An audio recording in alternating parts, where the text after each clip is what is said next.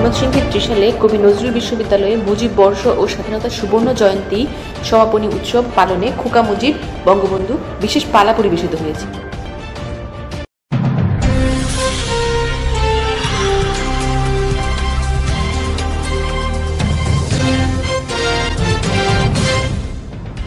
Report করছেন রফিকুল ইসলাম শামীম।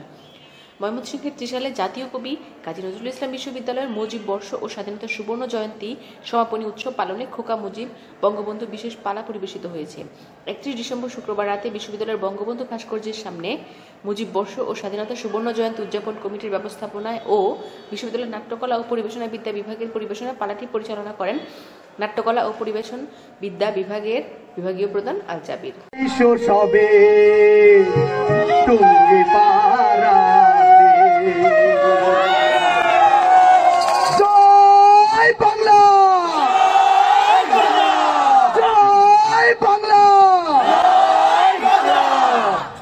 দিনটি ছিল বুধবার। বুধ একটি গ্রহের নাম। সূর্যের চারপাশে অনেকগুলো গ্রহ, তার মধ্যে আমাদের এই পৃথিবীও একটি গ্রহ। সূর্যের সবচেয়ে কাছের গ্রহের নাম বুধ, আর সেই নামেই সপ্তাহের একটি দিনের নাম বুধবার। আর সেই দিনেই জন্ম নিয়েছিলেন আমাদের বঙ্গবন্ধু। বঙ্গবন্ধু জন্ম নিয়েছিলেন বলেই বাঙালির জীবনে পরাধীনতার অন্ধকার দূর করে স্বাধীনতার আলো ঝলমল করে উঠেছিল। যেমন ঝলমল করে উঠেছিল সেদিন টুঙ্গিপাড়া। টুঙ্গিপাড়া আমাদের দেশে কত গ্রাম গঞ্জ, কত শহর, কত কত নাম, সব নাম ছাপিয়ে ছোট্ট একটি গ্রামে সূর্যের মতো ঝলমল করে উঠেছিল বাংলার ইতিহাস, টুঙ্গিপাড়া। টুঙ্গিপাড়া গ্রামটি গোপালগঞ্জ শহর থেকে খুব বেশি দূরে নয়। গোপাল নামে এক দরবেশ টুঙ্গিপাড়ায় আসেন, আর সেখান থেকেই টুঙ্গিপাড়ায় শেখ বংশের শুরু।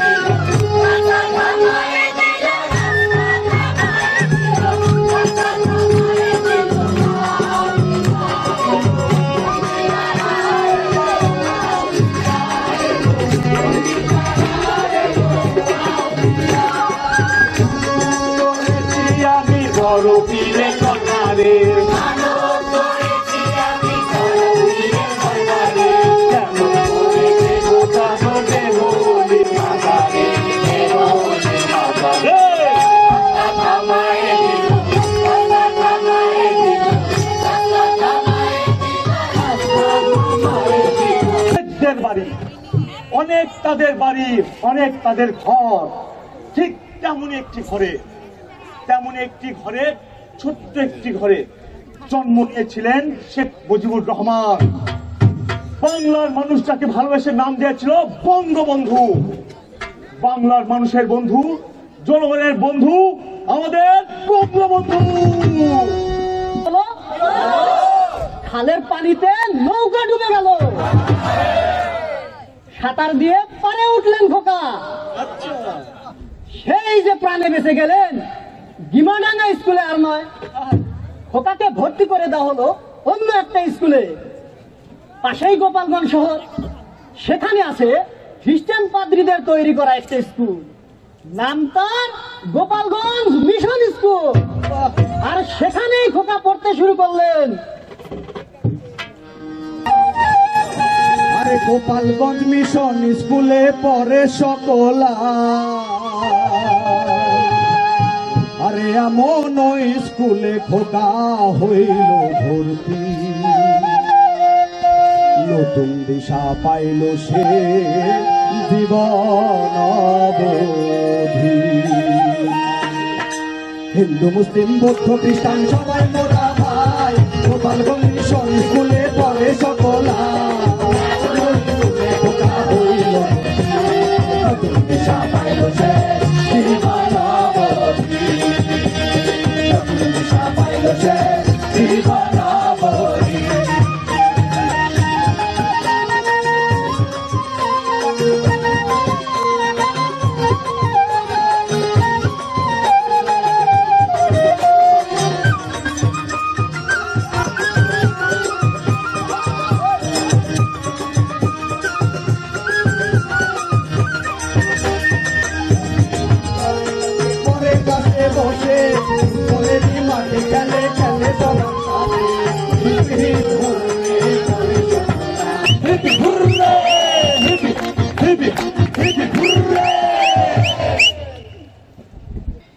খ্রিস্টান কত ছাত্র, সবার সাথে খোকার বন্ধুত্ব ভাব ভালোবাসা।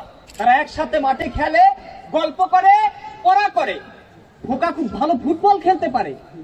খোকার দাদা শেখ আব্দুল হামিদ একদিন শখ করলেন নাতির ফুটবল খেলা দেখবেন। তিনি মাঠে হাজির হয়ে গেলেন। খোকা তো দাদাকে দেখে খুব তেজে খেলতে লাগলেন। হ্যাংলা পাতলা চিপচিপি চেহারা। খোকা বলটি কিক মারতে চিৎ ফটাং হয়ে পড়ে গেলেন। কি অবাক কাণ্ড! খোকা তো হেসেই মরলেন, কিন্তু তার দাদা এই কাণ্ড দেখে হেসেই মরলেন। মাঠের দর্শক সবাই তাকে নিয়ে হই হুল্লোড় শুরু করলেন। কেন জানেন? কারণ ওই বলটি ঠিক গোলের বাইরে চলে গেল। এমএ বলছিল ছোটবেলায় খোকা বেরি রোগে আক্রান্ত হয়েছিল। সেই দিকে যেন নজর তখন খোকার। বর্ষাকালে হোস্টেলের ফুটো ছাদ দিয়ে বৃষ্টির পানি পড়ে, ছাত্রদের ভীষণ কষ্ট হয়, বই খাতাপত্র সব ভিজে যায়। মাস্টারেরা সেই কষ্ট দেখে, কিন্তু তারা ছাদ মেরামত করেন না। একদিন সেই স্কুল দেখতে এলেন দেশ খ্যাত দুই নেতা, শেরে বাংলা একে ফজলুল হক এবং হোসেন শহীদ সোহরাওয়ার্দী। তখন ছিল ইংরেজদের রাজত্ব আমাদের এই দেশে। আমাদের এই দেশ আর ভারতের পশ্চিম বাংলা মিলে গঠিত বাংলা সেই প্রদেশ। আর এই প্রদেশের প্রধানমন্ত্রী ছিলেন শেরে বাংলা একে ফজলুল হক, আর হোসেন শহীদ সোহরাওয়ার্দী ছিলেন তার একজন মন্ত্রী। শেরে বাংলা একে ফজলুল হক আমাদের বাংলাদেশের কৃষকদের জন্য অনেক কাজ করেছে, আর হোসেন শহীদ সোহরাওয়ার্দী ছিলেন একজন শিক্ষিত আধুনিক বাঙালি মুসলমানদের প্রিয় নেতা। শেরে বাংলাকে স্কুল ঘরগুলো ঘুরে ঘুরে দেখাচ্ছেন হেড স্যার। আর ছাত্ররা দূরে দাঁড়িয়ে আছে ভয় তো করবেই, প্রধানমন্ত্রী বলে কথা। হঠাৎ ছাত্রদের ভেতর থেকে মাথা উঁচু করে প্রধানমন্ত্রীর সম্মুখে চলে এলেন খোকা। বললেন, স্যার আমার একটা কথা আছে, আমাদের ছাদে পানি পড়ে, মেরামত করার হুকুম দিয়ে যাবে। হেড স্যার তো অবাক, ছেলের সাহস কত, আমাদের ডিগিয়ে কথা বলে, পিঠের ছাল তুলে নিতে হয়। কিন্তু শেরে বাংলা মুগ্ধ হলেন ছেলের সাহস দেখে, যে নিজেদের দুঃখের কথা জানাতে ভয় পায় না, জোর গলায় দাবি জানাতে পিছু পা হয় না, এমন ছেলে তিনি আর দেখেননি। তিনি খোকার মাথায় হাত বুলিয়ে বললেন, ঠিক আছে, তোমাদের ছাদ মেরামত হবে। শিক্ষকরা সবাই হতবুদ্ধি হয়ে খোকার দিকে তাকিয়ে রইলেন, আর ছাত্ররা আনন্দে লাফিয়ে উঠল। ভয় নাই রে ভাই, জয় জয় জয় জয়, আজকে মধ্যে জয় বলো, জয় জয় জয় জয় জয়, আজকে মধ্যে জয়, সবাই জয় বলো, জয় জয় জয়।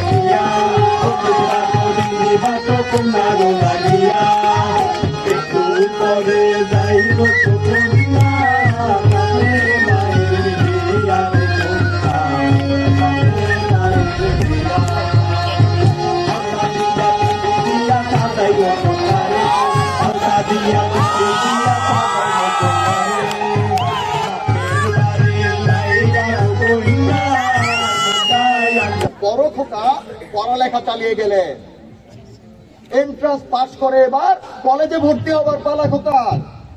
কলকাতা, ইংরেজ আমলে বাংলা প্রদেশের রাজধানী কলকাতা। খোকা এলেন কলকাতায়। মায়ের আদর, বাবার স্নেহ, স্ত্রীর ভালোবাসা, টুঙ্গিপাড়ার গাছ গাছালির মায়াময় সবুজ, বাইগার নদীর কলকল তার, সব পেছনে পড়ে রইল তার ডাক নাম খোকা। খোকা এখন আর খোকা নন, খোকা হয়ে উঠলেন শেখ মুজিবুর রহমান, শেখ মুজিব। কলকাতার ইসলামী কলেজে ভর্তি হলেন শেখ মুজিব। বেকার হোস্টেলের 24 নং কক্ষ ভাড়া নিয়ে থাকতে শুরু করলেন তিনি। এখনো এখনো ওই হোস্টেল আছে কলকাতায়, এখনো আছে সেই কামরা যেখানে তিনি থাকতেন। খোকা এর আগে অনেকবার কলকাতায় এসেছেন। একবার অসুখের পর চোখের অপারেশন করা, আর অন্যবার ওই যে গোপালগঞ্জ মিশন স্কুলে দেখা হয়েছিল সেই হোসেন শহীদ সোহরাওয়ার্দীর সঙ্গে দেখা করতে। রাজনীতির দীক্ষা নিলেন শেখ মুজিব, তাকে নেতা মেনে, হোসেন শহীদ সোহরাওয়ার্দীকে নেতা মেনে তার দেখানো পথে শুরু হয় মুজিবের নতুন পথ চলা। তারা রেখে যায় জটিলতা। হিন্দু মুসলিম ভেদ করে দেশ করে দুই ভাগ, আরে দেশ করে দুই ভাগ। ইংরেজ গেল দেশে এলো পাকনামে রাজা, হলো পাকনামে রাজা। হিন্দুর নামে হিন্দুস্তান ভেঙে গেল হায়, মুসলমানের পাকিস্তান সবাই বলে যায়। সে যদি বিভেদ সর্বস্থান, আরে বিভেদ সর্বস্থান। ইংরেজ গেল দেশে এলো পাকনামে রাজা, হলো পাকনাম বাই বাই। অধিকারের লড়াই হবে নেতা কোথায় পায়, আছে আছে সবার মাঝে শেখ মুজিব ভাই। হিন্দু মুসলিম ভেদ করে দেশ করে দুই ভাগ, দেশ করে দুই ভাগ। ইংরেজ চলো দেশে এলো পাকনামে রাজা। আমাদের ভাষা বাংলা ভাষা। বাঙালিরা যে বাংলা ভাষা বলে, সেই বাঙালি সংখ্যা পাকিস্তান উর্দুওয়ালাদের চেয়ে অনেক বেশি। কিন্তু ওরা উর্দুকে পাকিস্তানের রাষ্ট্রভাষা করতে চায়। ওরা বলে বাংলাকে রাষ্ট্রভাষা করা যাবে না। পাকিস্তানের নেতা মোহাম্মদ আলী জিন্নাহ ঢাকায় এসে এক সভায় ওঠার না গর্জে ওঠে শেখ মুজিব। বাংলা বাংলা বাংলা আমার মুখের ভাষা, বাংলা আমার মায়ের ভাষা। এ ভাষার জন্য লড়াই করে যাব। রাষ্ট্রভাষা রাষ্ট্রভাষা, বাংলা চাই বাংলা চাই, রাষ্ট্রভাষা রাষ্ট্রভাষা, বাংলা চাই বাংলা চাই। যেন জেলে ঢোকালে শেখ মুজিবের দাপড়া থাকবে না। তা কি কখন হয়? ছাত্ররা ততক্ষণে রাস্তায় নেমে গেছে, মিছিল করে আকাশ বাতাসরা কাঁপিয়ে তুলছে। রাষ্ট্রভাষা বাংলা চাই, রাষ্ট্রভাষা বাংলা চাই। 1952 সালের 21 ফেব্রুয়ারি পাকিস্তানের পুলিশ রাষ্ট্রভাষা বাংলা দাবিতে আন্দোলনরত ছাত্রদের উপর গুলি চালায়। সেই গুলিতে নিহত হয় রফিক, জব্বার, আলা। বাংলা ভাষা থেকে বাংলাদেশ, রাষ্ট্রের সকল সুযোগ সুবিধা দিতে হবে বাঙালিদের। যদি সুযোগ সুবিধা না দেওয়া হয়, যদি জায়গা না দেওয়া হয়, তবে জায়গা ছিনিয়ে নিতে হবে। আর ওইদিকে জেল থেকে বেরিয়ে শেখ মুজিব শুরু করলেন অভিযান। শেরে বাংলা আর সোহরাওয়ার্দীর কথা মনে আছে নিশ্চয়, তোমরাও নিশ্চয় ভুলে যাওনি। তখন বাঙালির পক্ষে আরো একজন বড় নেতা ছিলেন মাওলানা ভাসানী। এই তিন নেতার সঙ্গে মিশে বঙ্গবন্ধু শুরু করলেন আন্দোলন। লক্ষ্য একটাই, পাকিস্তান আর তাদের দল মুসলিম লীগকে বাংলার মাটি থেকে বিদায় করা। তারা নতুন দল করলেন, দলের নাম আওয়ামী মুসলিম লীগ। তারা ভোটে নামলেন, ভোট হলো, ভোটে বাঙালির জয় হলো। আর সে কি জয়, 16 আনায় বিজয়, বাঙালির প্রথম সেই জয়। হতবুদ্ধি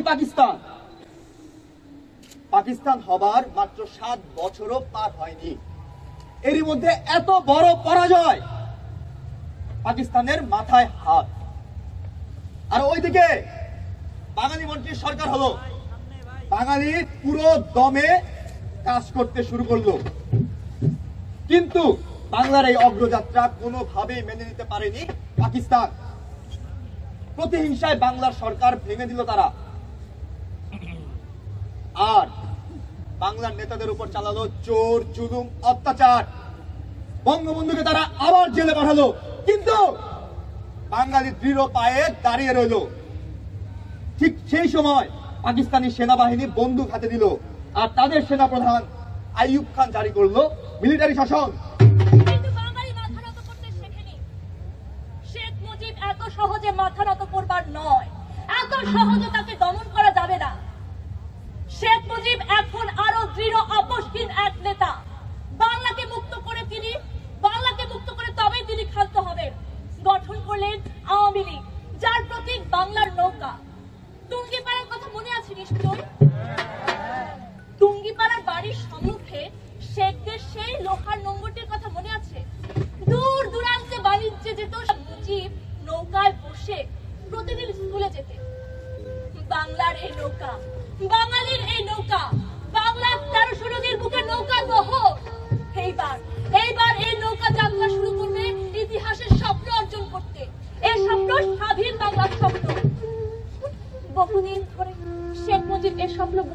করেছিলেন।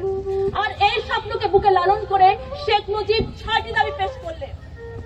এই 6টি দাবির মূল কথা একটাই, বাংলা বাঙালির, বাংলাদেশে বাঙালির অধিকার চলবে।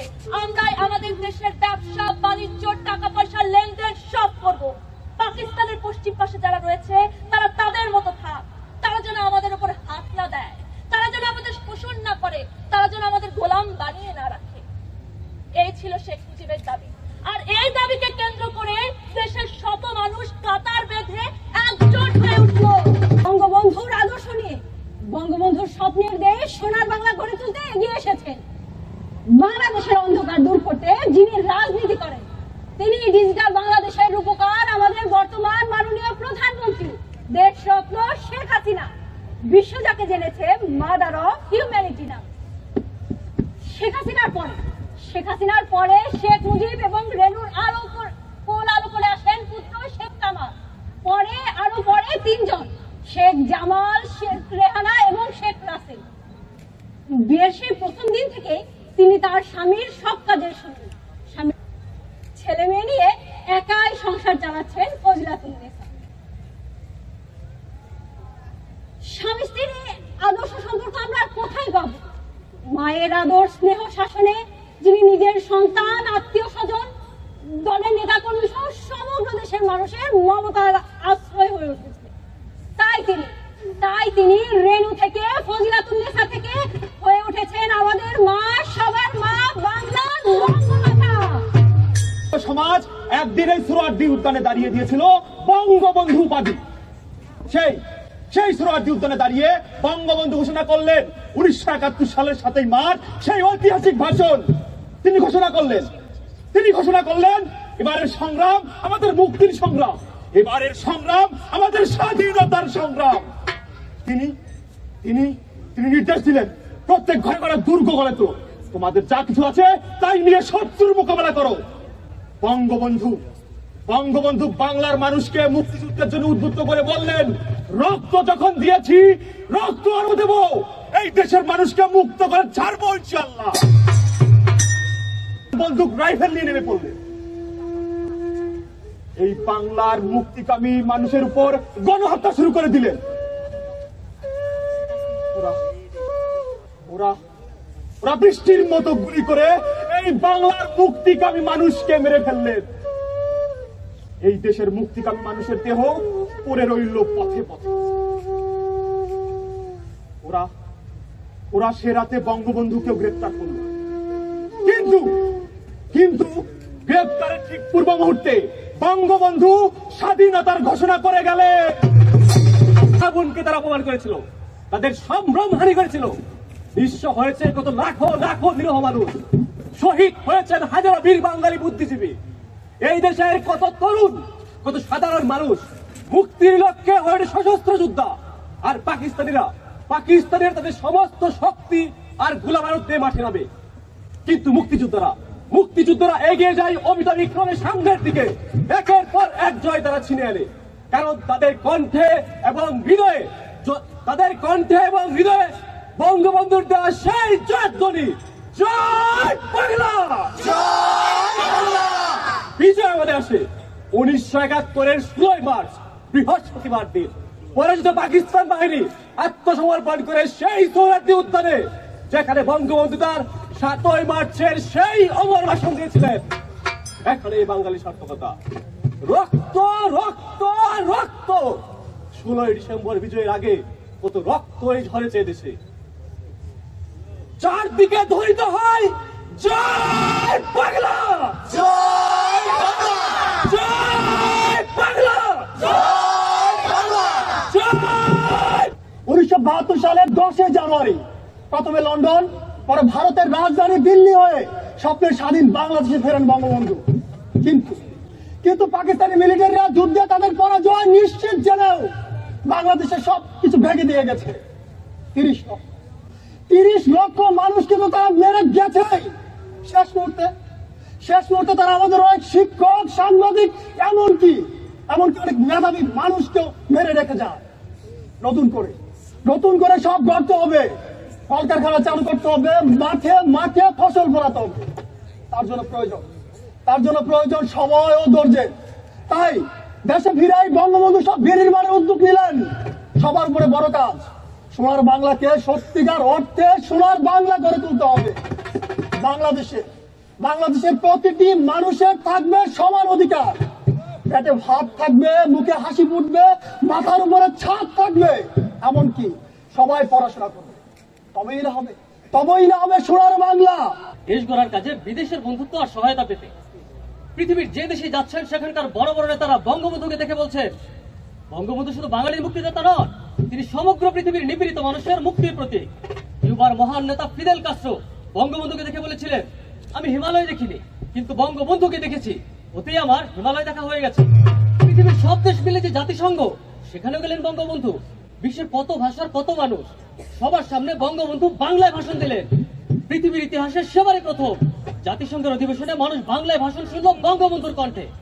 লোভী কুচক্রী মির্জাফরের দল গড়ে তোলে। মির্জাফর, দেশের শত্রু মির্জাফর। পলাশির মাঠে ইংরেজদের সাথে নবাবের যুদ্ধ হয়েছিল।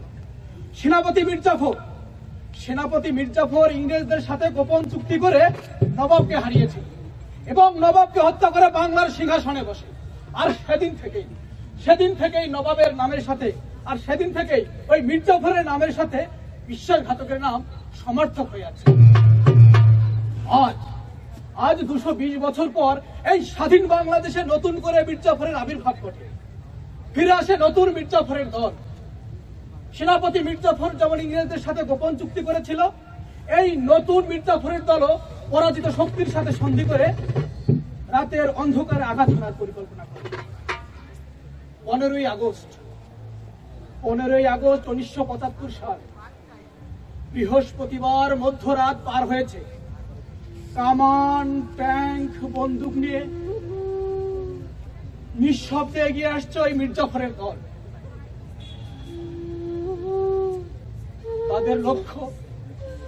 তাদের লক্ষ্য বঙ্গবন্ধুর বাড়ি, ঢাকার 32 নম্বর সড়কের ওই বাড়ি।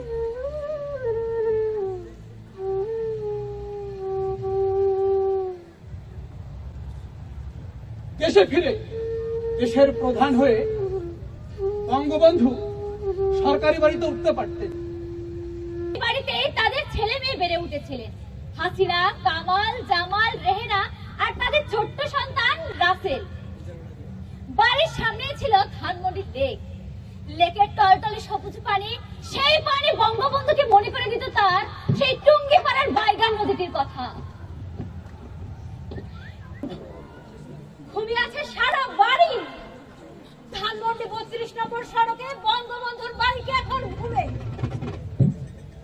আর ওইদিকে নিঃশব্দে এগিয়ে আসছে খুনিরা। হয় হঠাৎ গোলাগুলির শব্দ। বঙ্গবন্ধু জেগে উঠলেন। খুনিরা গুলি ছুটতে ঢুকে পড়ল বাড়িতে। বঙ্গবন্ধুর বড় ছেলে শেখ কামাল ঘর থেকে বেরিয়ে আসতেই খুনিরা প্রথমে তাকে হত্যা করলো। বাড়ির প্রত্যেককে এক এক করে হত্যা করলো তারা। এমনকি ছোট্ট শেখ রাসেলকে তারা কেড়ে নেয় মায়ের কোল থেকে। বাঁচার প্রবল ইচ্ছায় শুধুমাত্র বাঁচার প্রবল ইচ্ছায় 2 হাত জোর করে আকুতি জানায়। কিন্তু পিশাচরূপী সৈন্যরা নির্মম ভাবে হত্যা করে শেখ রাসেলকে। ছোট্ট এই বুক রক্তে লাল হয়ে যায়। মুহূর্তের মধ্যে দোতলা শোবার ঘর থেকে গর্জন দিয়ে উঠলেন তিনি, কে তোমরা, কি চাও? উত্তরটা তারা দিল বঙ্গবন্ধুর বুকে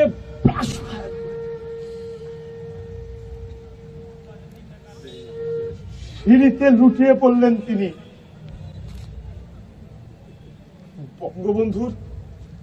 বঙ্গবন্ধুর এই রক্তের ধারা ধানমন্ডি 32 থেকে ছড়িয়ে পড়েছে সারা বাংলায়। হতবাক হতবাক সারা বাংলা থেকে পুরা বিশ্ব। বঙ্গবন্ধুর রক্ত, এ রক্তের ঋণ বাঙালিকে একদিন শোধ করতেই হবে, শোধ করতেই হবে, শোধ করতেই হবে। বাপ কান্দে কান্দে রে জগৎবাসী,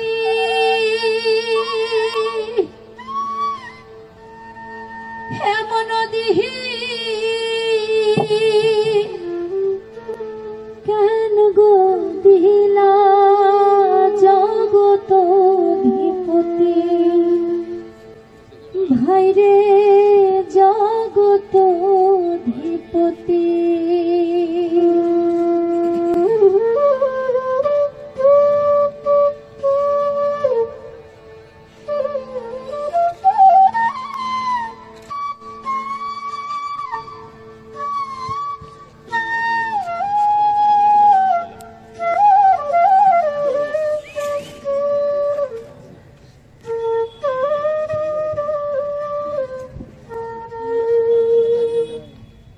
দেশের তরে জীবন দিছে লাখো লাখো শহীদ বীর, দেশের তরে জগৎ দিছে লাখো লাখো শহীদ বীর, দেশের তরে জগৎ দিছে লাখো লাখো শহীদ বীর বাঙালি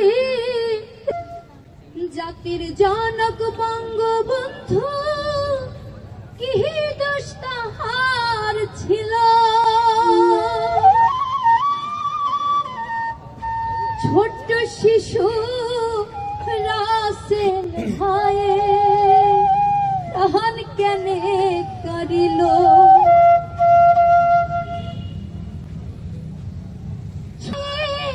প্রাণটা কেনে নিল, রাসেল ভাইয়ের প্রাণটা কেনে তারা কেড়ে নিল, কেন গো দিলা জগত অধিপতি, ও ভাইরে জগত। পালায় নাট্যকলা ও পরিবেশন বিদ্যা বিভাগের এক ঝাঁক মেধাবী শিক্ষার্থী অভিনয় করেন। এ সময় বিশ্ববিদ্যালয়ের শিক্ষক কর্মকর্তা শিক্ষার্থীরা পালাটি উপভোগ করেন।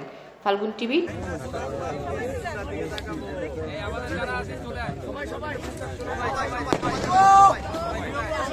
Happy new year.